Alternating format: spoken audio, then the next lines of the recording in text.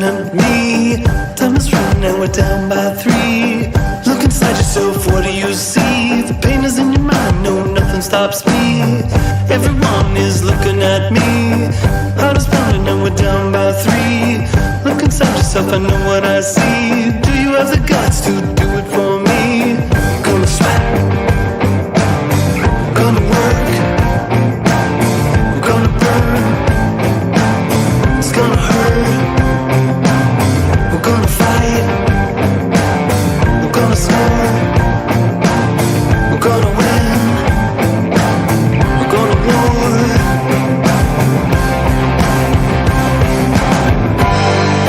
Right of the glass, kick some ass,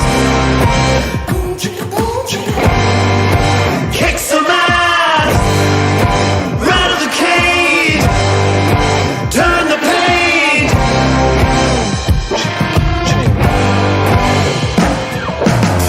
Time to break, not gonna choke. Game over, no class, don't gloat. If we win, we'll be the GOAT. Do you have the heart to give him some hope? Everyone is looking at me. Time to protest, I'm on my knees. Raise my fist so that everyone sees. I'm gonna stand up for what I believe. Gonna sweat, gonna work, gonna burn, it's gonna hurt, we're gonna fight, we're gonna score, we're gonna win, we're gonna war.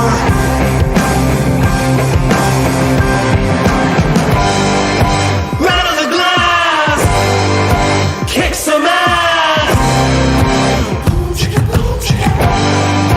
kick some ass, right of the cage, turn the page.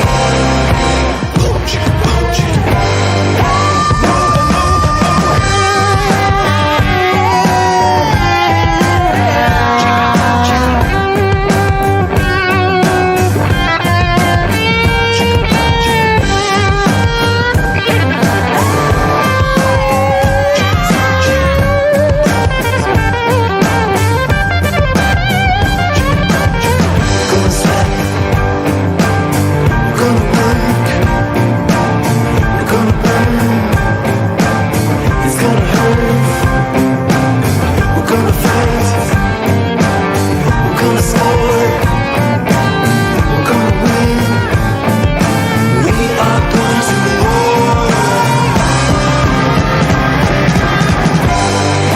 Right of the glass, kick some ass, kick some ass, right of the cage, turn the page.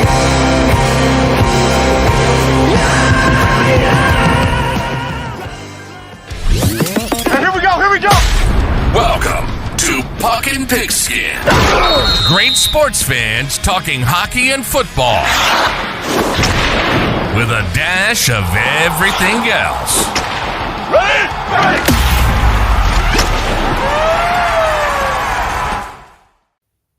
Hey, sports fans and friends. Thanks for tuning in on the Puck and Pigskin Facebook page, the Shotgun Sports Network YouTube channel, or wherever you get your podcasts. We're coming to you live from Puck and Pigskin World Headquarters here in Red Deer, Alberta.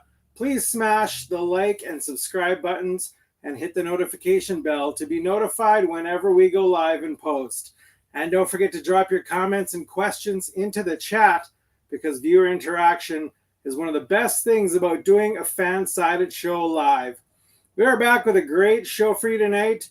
We have lots of CFL talk for you with Scout from the Elks Herd talking about the Edmonton Elks, CFL in general, and more. Then I have a pre-recorded chat with Alex from the Piffles Podcast talking about the Saskatchewan Roughriders, the CFL, and more. But first, let's start things off with the Fire and Horsepower Report, brought to you by the Rouge, White, and Blue Podcast, Americans talking about Canadian football. Catch Oz Davis and Joe Pritchard keeping you up to date on the Montreal Alouettes, Winnipeg Blue Bombers, and the rest of the CFL every Sunday night on the Shotgun Sports Network YouTube channel. The Flames played 4 games since our last episode. The first, a 3-2 overtime win against the Montreal Canadiens. Always good beating the Habs. Love beating the Habs. Followed by a 4-3 overtime loss to the Boston Bruins and a 3-2 shootout loss to the Buffalo Sabres. The last game was a 3-1 win over the LA Kings, which was last night. The Flames' next action is tonight in Vancouver to face the Canucks. The Flames currently sit third in the Pacific West with a record of 8 wins, 5 losses, and 3 overtime losses. Former Calgary Flames Hall of Famer Jerome McGinley has been appointed to the Hockey Hall of Fame Selection Committee. The Flames have also placed Anthony Mantha on the injured reserve and recalled forwards Dryden Hunt and Adam Klapka from the AHL Wranglers. The Calgary Stampeders have signed American quarterback PJ Walker for the 2025 season. And of course, the big news, the 113th Grey Cup in 2026 has been awarded to the city of Calgary. This will be the 6th time Calgary will host the big game. And you can see plenty of news and reactions at stampeders.com. Our first guest is one half of the Elks Herd and is back to chat about the Edmonton Elks, CFL in general, and the Grey Cup. Scout, welcome back to Puck and Pigskin.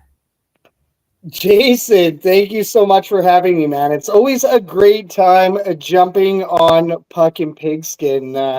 You've been killing it. Your last guest, Derek Dennis, that's a pretty big guest. So tuned into that one. Was great to hear his insight. Just because he's known for being with the Stamps doesn't mean that he's a bad guest to tune into, and of course your show as well.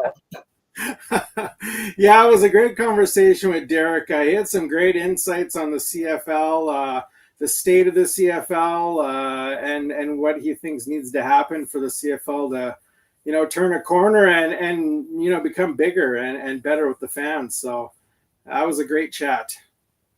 No, really, really good. And I like what you said there too. The CFL definitely needs to engage more with the fans, and shows like yours is one of those tools that the CFL definitely can use, and I guess they do use. So it's really cool. You mean shows like ours? Hours on Shotgun Sports Network. That's right. So listen, the big news I think that I've seen in Edmonton Elks land most recently is the Edmonton Elks naming Chris Morris president and CEO. Tell us about this news and what it means to the Edmonton Elks. Yeah, I mean, President CEO Chris Morris coming in, very big news. Was a little bit off the board with that pick, right? Nobody really had his name out there in speculation. There was a lot of Sean Fleming, a lot of Ed Hervey, a lot of those names. So really good that they went off the map with that one. But what does this mean for the Edmonton Elks? That's a big question. Well, first off, you're getting a guy that has Grey Cup experience, 3 Grey Cups. He's gotten 3 Grey Cups with the double E in the past. So that's really big. That's something that we do need to focus on. Another one is in 12 years with the U of A Golden Bears football program, he managed to turn that program around from a 5-digit scholarship program to a 6-digit. So he's done quite a bit of work already in the city of Edmonton when it comes to football. Now he has a much bigger task ahead of him with taking on president and CEO. So we're getting a guy that has the football know-how. We're getting somebody that's really connected with this organization, which is really, really important. And then, of course, too, the fans. Fans instantly resonate with him. His press conference, he came in really hot, came in very passionate, and immediately went to work. And I think that that's something that fans of the green and gold have been missing as well. Somebody that's visibly doing the work, or at least saying they're going to do something and then doing it. And obviously he's only been in his role for less than 2 weeks, or about 2 weeks now. So he hasn't really had much time to put action behind the words, but he has given us already a deadline for his GM hunt, which I believe is November 24th or November 27th. So he's already giving himself deadlines and giving the fans deadlines as well, which is very important. Now, you spoke about the hunt for a GM. Anybody you would prefer to see in that role? Yeah, I mean, I personally would prefer Ed Hervey for a couple reasons. One, he won the 2015 Grey Cup as GM last time he was with the Green and Gold, so that's very important. He's also got quite a bit of experience, and the Double E wouldn't be gambling and bringing in Ed Hervey. They already know what they're getting, which is somebody that's very competitive, winning first mentality, which is huge as well. And that kind of is in line with what Chris Morris wants to do as well. That's good. So now, as opposed to somebody you want to see in there, is there somebody that you think has an advantage over Ed Hervey, or do you think it's looking like Ed Hervey will be the guy? Yeah, that's a good question. I mean, there is a list out there of potential suitors. I believe 3 Down Nation has that article up if anybody does want to go check it out. Now, in my opinion, I don't think there's quite a plug and play like Ed Hervey for this team. That's a great answer. So, not sure. I noticed free agent lists have been kind of being released by Justin Dunk here over the last week or so. I'm not sure. Did the Edmonton Elks list get posted? Anyone?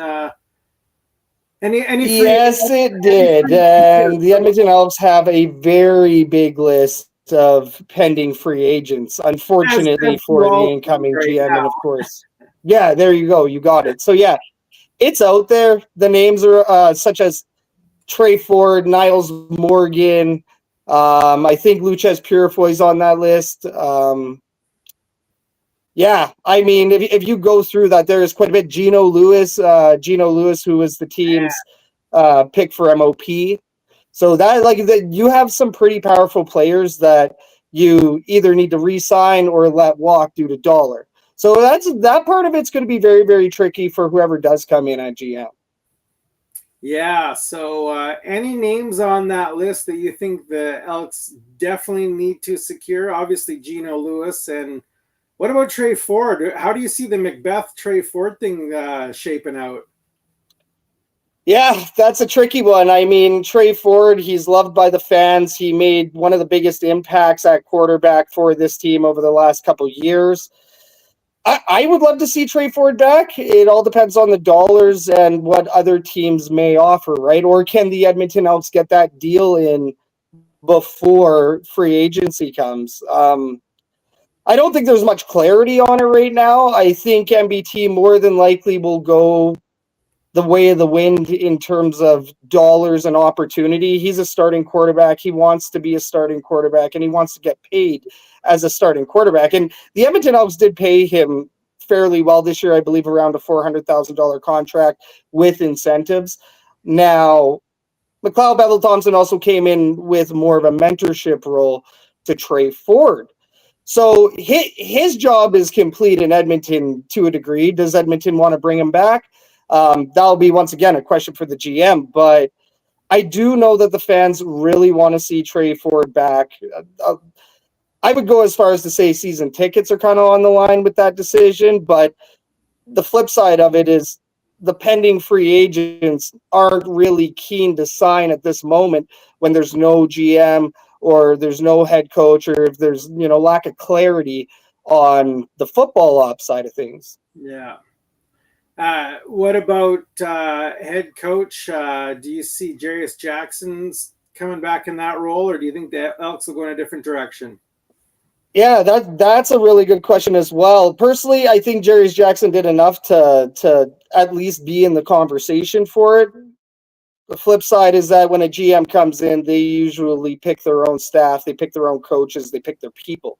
So that part of it, Jarius Jackson is kind of up against a bit of a challenge in that sense. But would I like to see Jarius Jackson return? I mean, I wouldn't say no. I think that he did pretty good down the stretch.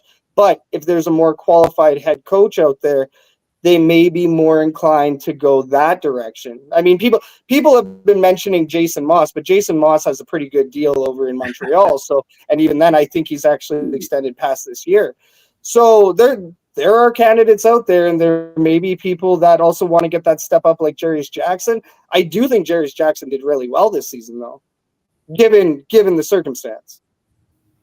Yeah, I think overall it was a good season for the Elks. I mean, obviously, not making the playoffs, not good, but I mean, I think they're making small steps towards becoming the team that people want to see. So that's a good thing. Yeah, back half of the season was actually not bad. It was rather enjoyable for fans of the green and gold. It was also nice to go into the off season with a win, which we haven't seen for a while. So, there is positives, especially in that back half of the season. What was it? Like a 7-7-5 record, or 7-6, or somewhere around there. They were winning more than they were losing. It's just that when you start the season 0-7, you dig yourself that hole pretty darn quick. Yeah, it's a big hole to dig out of. So, CFL Playoffs, give me your thoughts on the East and West finals that just happened. Yeah, East and West final. I think one of them was a bit more surprising than the other. I think when you look at the Saskatchewan Winnipeg game, we're talking about one team who kind of has that pedigree, that one team that was a little bit expected to make it to the Western final, whereas Saskatchewan, they didn't even really know where they were at the beginning of the season. So, I mean, I was kind of hoping for Saskatchewan just because I wanted to see somebody new play in the Grey Cup. I didn't quite want to see Winnipeg there again, but I'm also not surprised by that one. Now, Toronto, Montreal, I think that's a little bit more surprising given the season that Toronto has had. They've been kind of up and down and all over the place with their season. They managed to get it together near the end of it. Had a feeling that Toronto might beat Montreal. Unfortunately, Montreal just couldn't answer the attack and the defense as well. Toronto's defense did great. So, yeah, I mean, I think I was kind of hoping for Toronto, Saskatchewan, but hey, Winnipeg's back there. They got the pedigree. They earned it. Yeah, Winnipeg's just got too much going on. Zach Claros, Brady Oliveira. I mean, Kenny Lawler is just on another level right now. Kenny Lawler had a career game in that return to the Western final, right? So Kenny Lawler, you knew that he was also going to blow it up at some point as well, and of course he did. So tough to deny that team. They're a really good team. It'll be interesting to see how they match up versus Toronto here in the Grey Cup.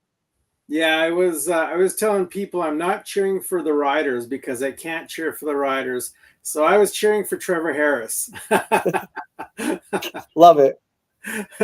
We got Ryan Messer in the P&P chat. Once Jones was fired, obviously talking about the Elks turning things around.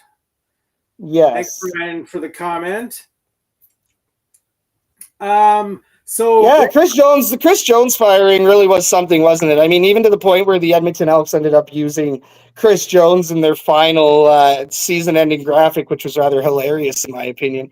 But yeah, I mean, Chris Jones going, it's kind of interesting to see how that dynamic changed for the whole team, and really how Jarius Jackson ended up pulling it, dragging him out the mud. So, once again, you start an 0-7 season, can't really expect too much past that, but they did. They found a way. Jarius Jackson brought in new programs and started coaching the team his way, and apparently it was better for the team. I missed that graphic. They really had Chris Jones in the graphic? Yeah, it was in our game ender post there, and also on our last Elks article on Shotgun Sports Network. Everybody can find it there at shotgunsportsnetwork.ca. Too hilarious. So now that we talked about the East and West finals, Grey Cup, what do you see shaking down in this Grey Cup? Ooh, Can Toronto beat the Machine? Yeah. I mean, did anybody think Montreal was going to beat the Machine last year, right? That that was a last second turn of events where the Bombers kind of ended up losing that game. So for this one coming up, I think it could go anybody's way. I think if Toronto's defense can answer Zach Collaros in that attack, then they should be good. But we're also talking about a team going in with a backup quarterback as opposed to a fresh Chad Kelly. Chad Kelly obviously breaking his I want to say tibia or fibula. He ended up breaking something in his ankle in this last game. And unfortunately, he won't be there. He won't even be there in any capacity. So, yeah, I mean, it's almost more like a David and Goliath, but if you ask the Toronto Argonauts, they believe that they're going to win it. So I do think it could go anyway, but defense is going to be key. It's the age-old saying, offense wins games, but defense wins championships. Yeah, I saw something on Twitter, and I should have double-checked before I say this, but I want to say that Toronto has never lost to Winnipeg in the Grey Cup. Correct. That is the stat. Yep. Or is it in the Grey Cup playoffs altogether? Well, it would be Grey Cup, I guess, because they would. Yeah. Crazy stat considering the team that Winnipeg is now, and they were a good team back in the day too. So. Yeah, I mean, they definitely had their years, and then they had 29 years of drought from a Grey Cup, right? So they're back with vengeance. Their fan base is very happy. They're selling out games. They've gotten back up there, especially with an NHL team being in town. Their fans in Winnipeg, their sports fans, still care about the Bombers almost more than the Winnipeg Jets, and that's really interesting. I also think that these runs and the potential dynasty is very important for that fan base as well. So good for them for getting back there, but. Once again, all things that go up must come down. So we'll see how long this reign can last for over the next couple of years, especially with the Grey Cup coming to Winnipeg next year. Now, you mentioned the word dynasty. Now, what if Winnipeg wins this game, are they a dynasty in your mind? In my opinion, 3 cups in 5 years, that's dynasty. That's usually the general term. Obviously, they haven't won any I don't think they've won any back-to-back, have they? Or 19 and 21? I think they won two. Didn't they? So I think if you get 3 in 5 years, I would say that that's a dynasty. Interesting answer, because I asked Alex from Piffles the same question, and we'll see what he says next when he comes up.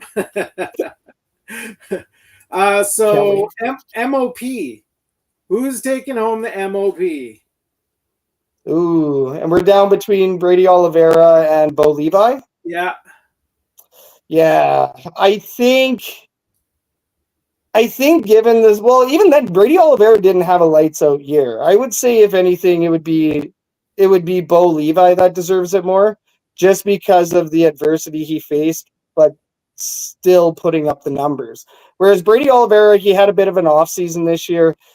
And he managed to pull it out the mud as well. He did a great job. He put up great numbers. I think there has been better performers in the past. Interesting. So I would go Bo Levi as much as I don't want to go Bo Levi. I would say Bo Levi. Interesting answer, and I agree with you. We'll also see what Alex says, because I asked him the same question. He's got an interesting answer, actually, that makes a lot of sense. Ryan Messer in the chat again. As an expert in dynasties, I have to say yes. I would agree too. I would agree it's a dynasty as well.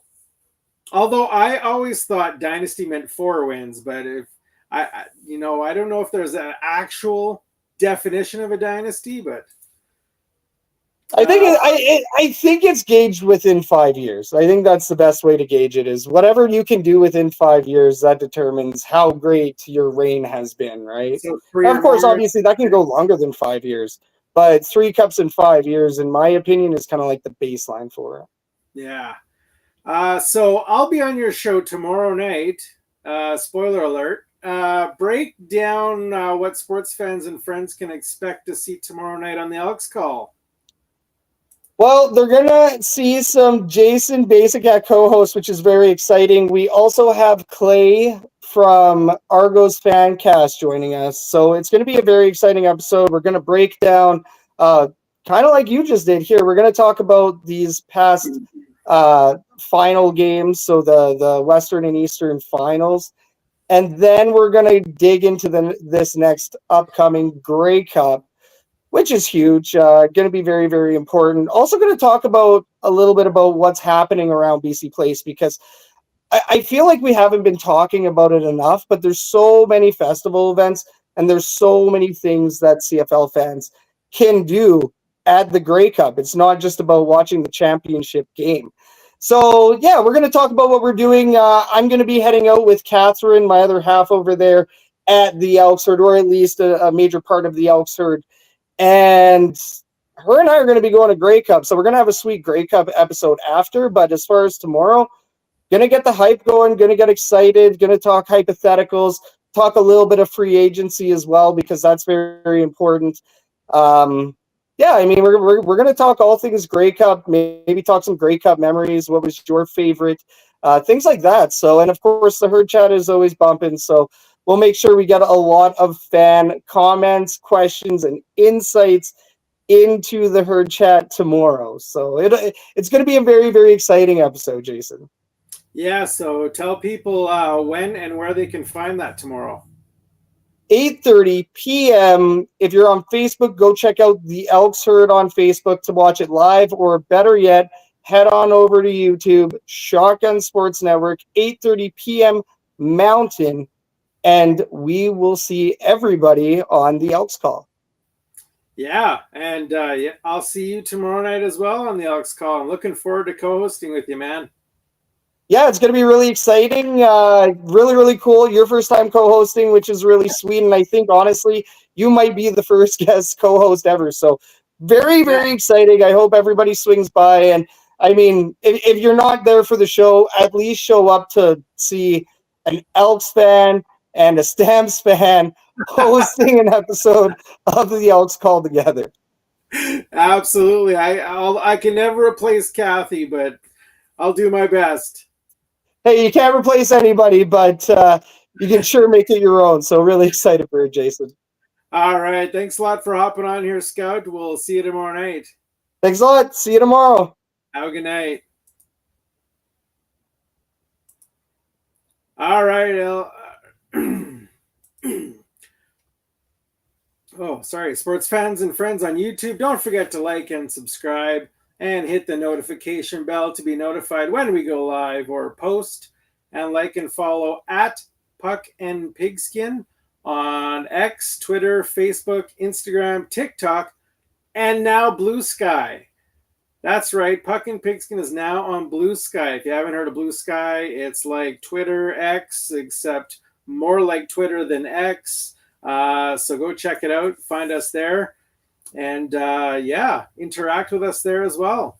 So my next guest I pre-recorded last night. Let's get to that right now. On the Saskatchewan Roughriders, Alex Dormuth. Welcome to Puck and Pigskin. Hey, thanks for having me. Appreciate it. Hey, first of all, did I see your name right there, Dormuth? Dormuth, yeah, you got it right. Perfect. Yeah, so we got a lot to break down here. First, let's start off by talking about your podcast a little bit. Three of you guys hosting this podcast focusing on the Riders. How'd you get together? When did it start? And kind of give me a little breakdown about it. Well, we started back in 2016. It was the first year of Chris Jones taking over the Saskatchewan Roughriders. And we were on Twitter, X, talking football all the time. It was nonstop. And somebody just kind of said in jest, hey, you guys should start a podcast. And we looked into it, and there really wasn't a Saskatchewan Roughriders podcast at all. There wasn't a fan one. The team didn't do one at all. And the more we kind of just looked into it, we're like, well, yeah, I worked at a radio station at the time, so had the ability to do stuff at the studio there, and just kind of jumped on board and started with the show. So we've been doing it for, 8 seasons now, and it's a blast. Yeah, I'm surprised because I kind of been searching up podcasts lately around the CFL, and I was really shocked to see that I think you guys are the only one doing a podcast right now for the Riders. Well, the 620 CKRM, the official broadcaster of the Riders on the radio, they do have theirs as well.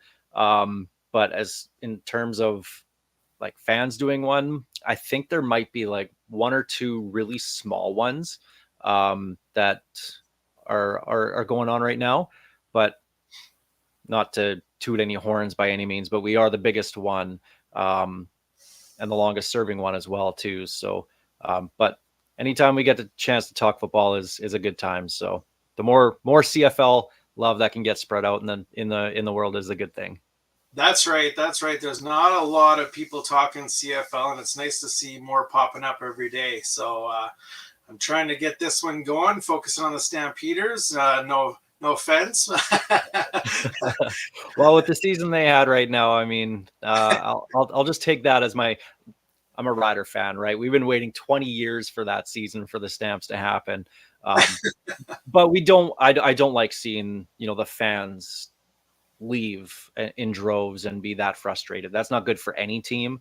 So hopefully it just forces the Calgary Sports Entertainment group to focus a little bit more on the Stampeders and not just the Flames. So if they can bring them back up, we like parity in our leagues. Like ultimately that's the best possible thing for the growth of our league. And yeah, we might, rib each other on a bad season here or there, but ultimately we want every team to be competitive, and that's ultimately what's good for the game. Yeah, absolutely. Tough to see all the empty seats. I think, even in Mosaic Stadium there this season, some empty seats. Of course, empty seats in McMahon, and Edmonton's been struggling the last few years, and BC's kind of had a resurgence, so that's kind of good. But Toronto. Look at Toronto. Toronto is one of the biggest.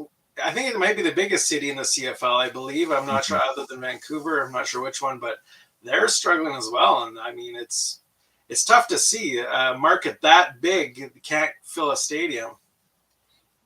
Yeah, it's tough because obviously you have the U.S. next door. You have the Buffalo Bills right across the river and all that. They're right there. And Toronto always wants to be in the big leagues as it is, right? But the focus should really be, to me, it should be more on the people that go. And there has been growth over the last couple of years. And their season ticket base. And I finally got out to a game at BMO Field this past summer, and it was an unreal atmosphere. It was during the CNE, so there wasn't a proper tailgate, but from what I understand is their tailgate is second to none here in the CFL. Oh, okay. And they're fans, they're passionate fans out there. It's just there isn't as high as a number as I guess we'd all want, but the fans that are out there are fantastic fans and ambassadors of this league. Yeah. Now you mentioned you got out to a game in Toronto. Are you in Toronto? Where are you based out of? No, I'm in Regina, right in the heart of the Rider Nation. But they did there's 3 games out east in the summer. The Rider game in Toronto, and then there was a game in Montreal and a game in Ottawa that weekend. So we went out to those games and had a good CFL trip. Nice. So all 3 of you are in Regina? All 3 of us, yeah. Okay. Let's get right to the meat and potatoes here. Let's talk about the Riders and kind of break down the season that you saw this year from the Riders, and we'll take it from there. Well, it didn't end the way that we wanted it to, obviously with that West final loss. But if you would have told me after the last couple of years that the way that the Riders have ended their last 2 seasons, that they would be in the West final this year, I would have taken that every single time. And I would have called that a successful season. So when I look at the big picture of where this team is compared to where they started the season from with a whole bunch of question marks, it's a very good season. Obviously not a successful season because only one team is successful at the end of the day, but there's building stone, like there's stepping stones, they're building something, and they've given the fans hope again, which for the last couple of years just haven't been there. And I'm really looking forward to seeing how this team can now get to that next level. And just somebody needs to knock off the Bombers. Right? Their reign of terror in the West needs to end. It's so hopefully for me anyway, the Riders are the ones that can do that next year. But it was a good season. Obviously had ups and downs with a 7-game winless streak in the middle, going 0-6-1. But even in all those games, they were in every single game. When you look at the Riders over the last couple seasons, when they didn't win a game after Labor Day for 2 straight years, those games weren't particularly close. Once they got behind and faced some sort of adversity, they just couldn't bounce back. This team this year, when they hit adversity, they bounced back every single time until the West Final. So to me, that was the disappointing part of the West Final, was that the team just got completely outplayed and it just didn't seem like they cared. I expected more because they played so well against Winnipeg in all 3 games this past season. But it is what it is. There's a winner, there's a loser. Every team has those games. The Riders just picked the worst time to have that game this year. Now, at the same time, you can't be really upset losing to a team like Winnipeg because they're pretty well-rounded. They have weapons everywhere. And if there's one team that you can't be upset that you lost, it's got to be Winnipeg. At the same time, I guess you can be upset because you really want them to lose. Yeah. I mean, credit where credit's due. Winnipeg over the last 5-6 seasons have really, really built something special there. I won't go so far to say a dynasty, because you do need to have 3 and 4 championships in my mind to get dynasty status. But this is as closest to one as you might ever see again in the CFL. Like they've done phenomenal over there. They've taken over as the flagship franchise in the CFL. They're selling out every single game now, and we go every year for the Badger Bowl, and it's a fantastic trip. It's a great stadium. It's very energetic. It's a great atmosphere in Winnipeg, and what they've done over there over the last couple of years. Of course, being in the Grey Cup every single year helps, but they do a good job over there, and credit where it's due. They're doing some really good things in Winnipeg. It's just time to move on from them now. Yeah, so if they win the Grey Cup this weekend, you're still not going to call them a dynasty then? Are they still not dynasty status? If it's 3 and 5, I'll give them that. with an asterisk beside. Possibly. I know Steve, one of my co-hosts, he's adamant. Nope, you got to win 3 out of 4 no matter what. So all right. I saw this pop up just the other day. Saskatchewan Roughriders potential free agent list. Go over that list really quickly and tell me what you see there and what you expect out of those free agents. Well, it's a long list, like we're going to see out of every team, of course. That's the nature of the CFL now with all the 1-year contracts. Yeah. But to me, the Riders, it's all about the quarterback. What are they going to do with Trevor Harris? Trevor Harris is a free agent, and so is Shea Patterson, their backup. And Patterson looked okay in his 6 starts while Harris was hurt this year, but he didn't show that he could be the guy. So I don't mind bringing Patterson back just for competition wise and as a backup, maybe to anoint him as the number 1 right off the bat. Not a chance. But when it comes to Trevor Harris, this is a guy who has looked good. He was the best quarterback, at least in the West Division, over the last half of the season. Mm-hmm. But he's also 38. He's going to be 39 next year. And he's coming off 2 straight years with significant injuries. So he's not the answer long-term for this team. But if they're in a win now mode, he might be their best option. The problem is there's so many dominoes that are going to fall in this offseason for the CFL for quarterbacks. And it all starts with Vernon Adams Jr. With what BC wants to do with Nathan Rourke and Vernon Adams, I don't think there's any way they can keep both of them. They would have to trade Vernon Adams. And there might be 5 or 6 teams that would be, in my mind, suitors for him. So if you're looking at winning now and possibly having a guy for the next 4 or 5 years, Vernon Adams might be that guy. But how much are you willing to trade for him? And is BC willing to trade him within the division? So there's a few factors there. There's a guy in Montreal, Davis Alexander, looked really good in relief of Cody Fajardo. He's a free agent coming up. Can you wait that long? Can you wait until February and hope that you can get him and Montreal doesn't sign him ahead of time? Or do you make a trade for him now, get his rights, and then sign him before free agency starts? I think there's just too many question marks right now. And if I'm Jeremy O'Day, general manager of the Roughriders right now, I'm sitting down, I'm talking to Trevor Harris. I'm saying, first off, take your time. Do you want to come back next year and play football? Or is it time for you to move on? I think Trevor Harris wants to play next year, but I don't know. If I'm Jeremy O'Day, I'm saying, if you want to come back, here's a very heavily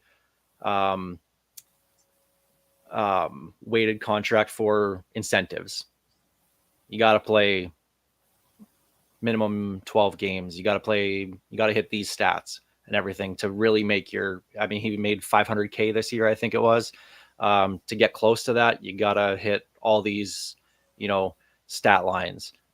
And I'd make them pretty high, because if you can get Trevor Harris to come in on an incentive-based contract and maybe take a $300,000 contract base salary, that opens up a little bit of money potentially to maybe go after a Vernon Adams or whoever. So I'm really intrigued as to what this team is going to do going forward, because there are some options, but to me, it all begins and ends with Vernon Adams and what the BC Lions do. Now, another piece of the puzzle that could be out there is also Trey Ford, because it's a possibility Edmonton could stick with Macbeth and Trey Ford may be on the market. So that might be another option as well. What do you think of that? I'm not completely sold on Trey Ford. He's exciting to watch, but I do wonder why different coaches in Edmonton, first Chris Jones, now Jarius Jackson, did not want to play him. There's got to be a reason why. And what is that reason? Is it that he just relies on scrambling around and making something happen too much because he's not making second and third reads? Like, if his first read isn't there, is he just starting to scramble right away? If that's the case, well, you got to look as a coach and say, this guy's not where we want him to be. So fun to watch, dynamic, absolutely. I think he's great for the league. Is he starting material? I don't know. But it's really interesting because there are going to be some teams that will want to go after him. And I don't think he's back in Edmonton. Yeah. One right here. Calgary, yeah. I mean, you just saw them sign PJ Walker for next year. When they did sign him midway through the season or near the end of the regular season, I said, that's the starting quarterback in Calgary next year. I can't see Calgary wanting to stick around with Jake Mayer after these last couple of years. Maybe as a backup, but definitely not the number one. PJ Walker, his game is suited for the CFL. He's got a cannon of an arm. He can make the throws to the outside. He can run around. He's got everything that you want in a typical, CFL quarterback. And it all depends on who's going to be the head coach in Edmonton and what they want to do. So we don't know if it's going to be Jarius Jackson. Who else it could be, we don't know. So it depends on who they want to go with. Yeah, definitely a lot still up in the air there. Other than that, I see a couple running backs on the Riders free agent list. Armstead, one of them. How are you feeling at running back? That one's a little weird to me because Armstead was, when he had that one healthy game against the Calgary Stampeders, ran all over him. And we saw how he was in Ottawa to begin the year. He was an excellent part of their offense. AJ Ouellette, though, is the guy making the money in Saskatchewan, and he's locked up for next year already. So Armstead's probably going to command a raise of some sort, just based off nearly getting to 1,000 yards this year and looking quite good when he did get reps. Are the Riders willing to pay 2 running backs? I doubt it. So I think in that sense, Raquel Armstead is probably going to hit free agency. And Frankie Hickson is the other running back who is a free agent. I'm not familiar with him, so I don't know how. Yeah, he was a backup to Jamal Morrow here for a couple of years, and was back up to AJ Ouellette to start the year. He's only going to make the actual game day roster if there's an injury to the starter. So decent enough guy to have around, but you could probably just recruit that spot. Yeah, other than that, looking at this list, I don't see any big names. Jameer Thurman, maybe. There's a few on the defense that are pretty important to the success of this team. Johnson. Yeah, Micah Johnson has earned and you know him from being a Calgary Stampeder back in the day. He's earned the right to decide if he wants to play again. So you hand him that contract. You say, if you want to play, it's yours. Do a bunch of 1-year deals with him. If he wants to come back, you absolutely bring him back. He was an all-star this year. So if he wants to come back, you do it, obviously. Jameer Thurman, linebacker, had another fantastic year. Again, you know a lot about him being with the Calgary Stampeders for a few years. He's a must sign to me for the Riders. He's with Corey Mace. Mace was his coach in Calgary as well, too, defensive coordinator. So this is a guy that you want to keep around. He's great in the middle, and to me, a must sign for the Riders. Anthony Lanier is an interesting one. Defensive lineman, plays both end and tackle. Too many injuries over the last couple of years. Big name guy, but probably one I'd move on from if I'm the Riders. Save a little bit of money there. They've shown that they can find some guys that can rush the quarterback for a little bit cheaper. And when the salary cap in the CFL isn't all that big, you got to find those guys. And then one person in the defensive backfield that to me is a must sign is Marcus Sales, cornerback. He was an all-star again this year. And outside of his first game, the first game that he played was not good. But after that, he settled down and he was very, very solid all year long. I don't think he got enough recognition this year, to be honest, because all the focus was on Roland Milligan, who, of course, had a fantastic year for the Riders at halfback. And Sales had himself a really good year as well, but it was just overshadowed. So if you can keep Sales back there at corner that locks down that one spot, you're good. But otherwise, when I look at the rest of the free agent names, there's some offensive linemen I'd like to bring back, but they found depth this year, and that's what was missing for the Rough Riders over the last couple of years. Their offensive line was not good outside of Logan Ferland, and they started 13 different guys this year. So they found depth, and it got better after all the injuries. So I don't know what happened there in the offensive line room, but they were able to find some guys, and none of them that are on that free agent list scream must re-sign to me. A few I'd like back, but they've shown that they can find guys now. Yeah. Now, I don't know how many other teams' free agent lists you've had a peek at. Anybody out there that you'd like to pick up as a free agent? Do the Riders need to shore up somewhere? Well, as far as names go, I haven't really looked too much yet. I usually don't pay attention to the free agent list until closer to January, February. I wait till teams start signing their own guys, right? Because it'd be great to sit down and look now and be like, yeah, I want that guy and that guy and that guy, and none of them make free agency, right? Yeah. So,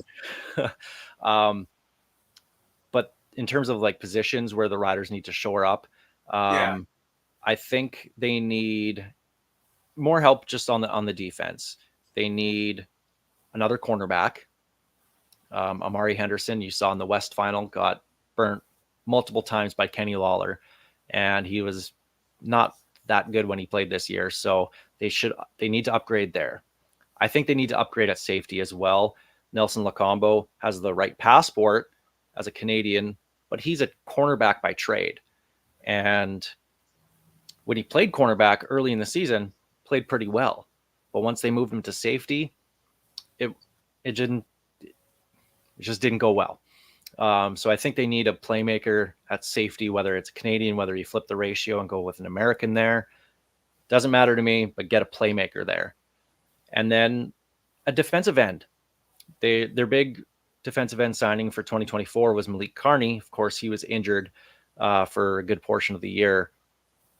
But they need a guy that can just get after the quarterback. Because if they're not getting pressure on the quarterback, look what Zach Collaros did in the West Final. They got no pressure on him, and he picked him apart. So if they're getting pressure, then they can cause all those interceptions. But if they're not, then they're giving up a lot of yards. So they got to find a guy who can constantly get at the quarterback and stay healthy while doing it. So to me, those three positions are the big ones where the Riders need to upgrade. And then on the offensive side of the ball, not that they need an upgrade at receiver because they found a lot of really good depth there, but they're missing a true number one receiver. They're missing that Reggie Bagleton in Calgary, right? And I don't think they have that now. They have a lot of guys that can be that number two piece, but they don't have a number one. When it comes down to 2nd and 10, you need to have this, or third and 9 to extend the game. They don't have that one guy that I can look to and say, that's the guy you have to throw to, that's going to move the chains, that you can just kind of trust every single time. So if there's a guy out there that can, shake free, maybe they go after a receiver, but I think they'll more than likely stay with what they have, because they do have a good group of receivers. And I'd like to see what Keyshawn Johnson, what Dante Myers could do with more and more targets. So maybe they go after a receiver, but I wouldn't break the bank right now. How about coaching? How did you feel about all of the coaching staff this year? Well, when they first signed Corey Mace, he was one of the top 2 guys that I wanted them to sign. And when they did sign him, I was like, this is the guy, because you know him from Calgary, obviously in Toronto, the success that he had there, Grey Cup champion everywhere he went. Guys love him, absolutely love him. And it's so cliche to say I would run through the wall for the guy, but when you listen to him speak and you hear the speeches, you do want to run through that wall. So it's very different than what they had with Craig Dickinson. I really like what they did with coaching this year. Obviously, there were some questionable decisions by Corey Mace, but you're going to get that with any rookie head coach. So hopefully he learns from those, and you can see him grow and grow and grow as the years go. And I really like what they did with the offensive line. Edwin Harrison, the offensive line coach. I know Coach of the Year is, a head coach award, but to me, Edwin Harrison is the Coach of the Year. When you have 13 different starters on the offensive line and they get better and better as you lose guys, I mean, they did a heck of a job coaching on the offensive line. So Harrison was great. Mark Mueller, the offensive coordinator, first year truly as a full-time offensive coordinator. Of course, he was playing calls or calling plays in Calgary. Lost that last year, but hopefully there's growth there. There were some things I liked, some things that I didn't. I thought they was pretty too obvious when they were going to run the ball. And if I can see that from the stands or watching on TV, imagine what the players are seeing on film. Yeah. So if they can throw in some extra wrinkles and not make everything so obvious, then he'll be a good one. Where they are on the defensive side of the ball, for coaches, obviously it's a Corey Mace influenced defense with him being, the defensive guy. They ran too much zone for my liking. When you give a guy like Zach Collaros time, he'll kill you. And that's just the Corey Mace defense, is if he's getting after the quarterback. But if you're not doing that, you're not going to stop a lot of teams. And you saw them give up a lot of yards. Yeah, they got a lot of turnovers, and that's a big part of the defense too. But I don't know if they need to switch every once in a while to man coverage or disguise things. I don't know the answer. I'm not a coach, so I can't, sit there and say that I've watched all the film and whatnot and see this. But from what I see from my seats in the stadium, that I'd like to see some changes on defense, not necessarily changes in defensive staff, but just philosophy wise. So maybe Josh Bell, the kind of defensive coordinator, not by name yet. Maybe he does get that for next year. Maybe he comes with a few different ideas for next season.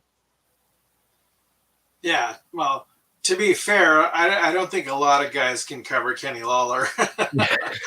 Very true. Yep, very true. Guy next to Rocket Ishmael back in the day, I haven't seen many guys that fat. Corey Banks, I guess. Yeah.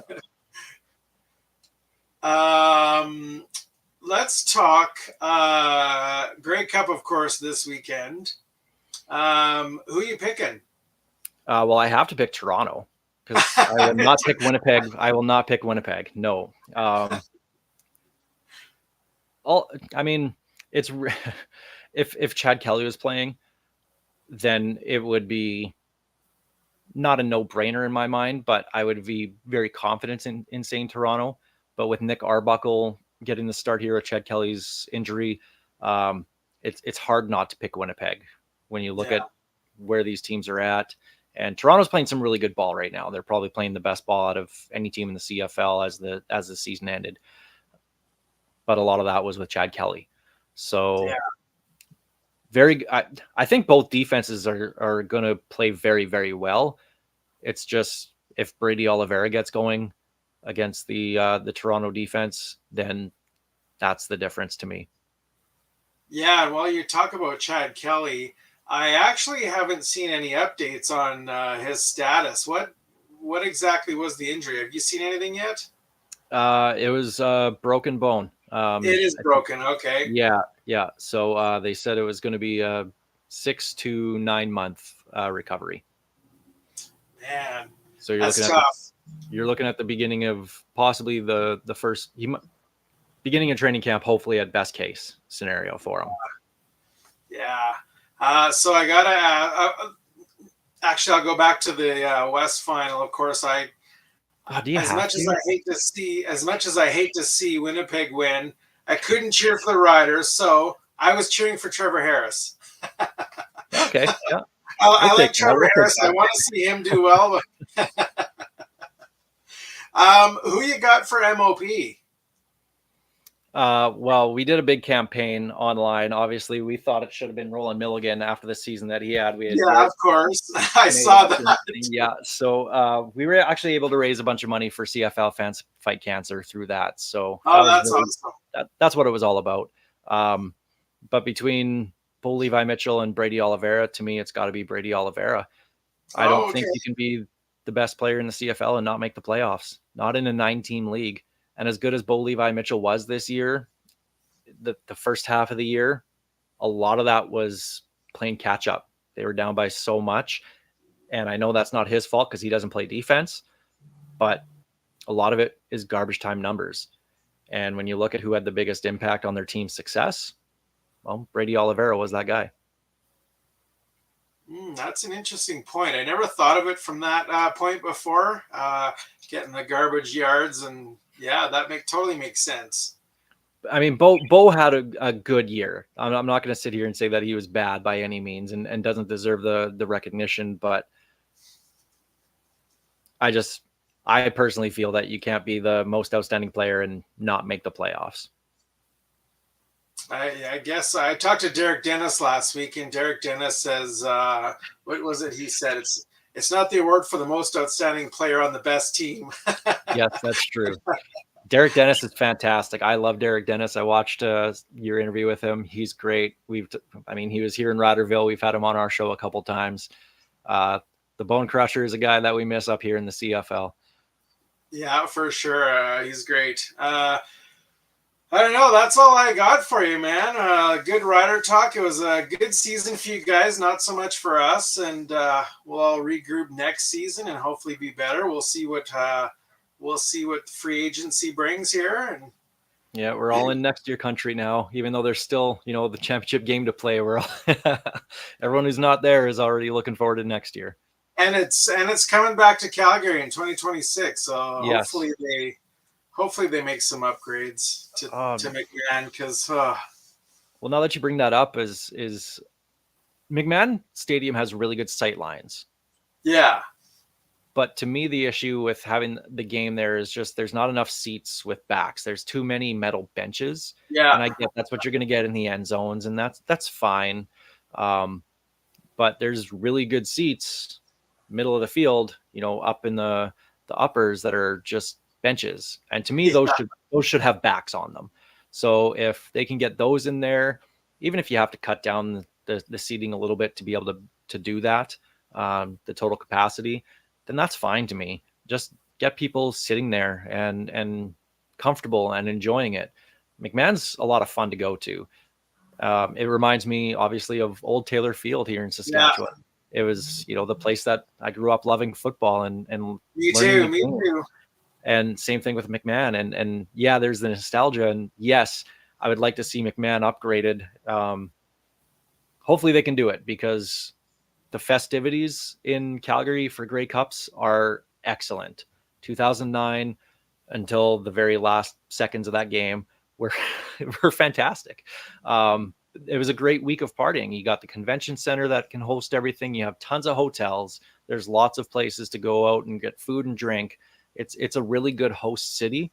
So it's just nothing ever good happens with the games there. It's obviously the 13th man for the Riders, the Bombers winning in 2019. Like, no.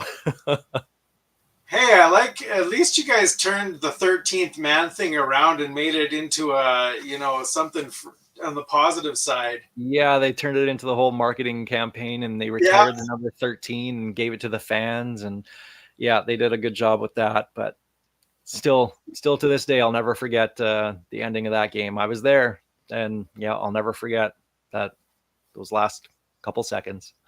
Yeah, and you mentioned Taylor Field. I grew up in Regina, which is, everybody says, how are you not a Rider fan? So many Rider games, and I don't know, just never stuck, I guess. I don't know. There's a few of you like you here. Yeah, there's a few. All right, Alex. Well, it was great talking to you, and we'll definitely have you on sometime down the road here, maybe before the next season starts, to talk about what we got ahead of us. So, absolutely, anytime you need it. Thanks for having me, Jason. Yeah, no worries. Have a great night. You too.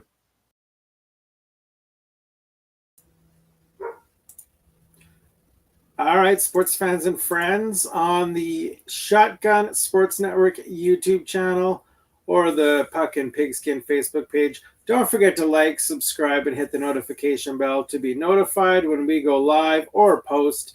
And like and follow Puck and Pigskin on X, Twitter, Facebook, Instagram, TikTok, and now on Blue Sky. Blue Sky, just like X and X/Twitter, except with all the drama and politics and all that kind of crap.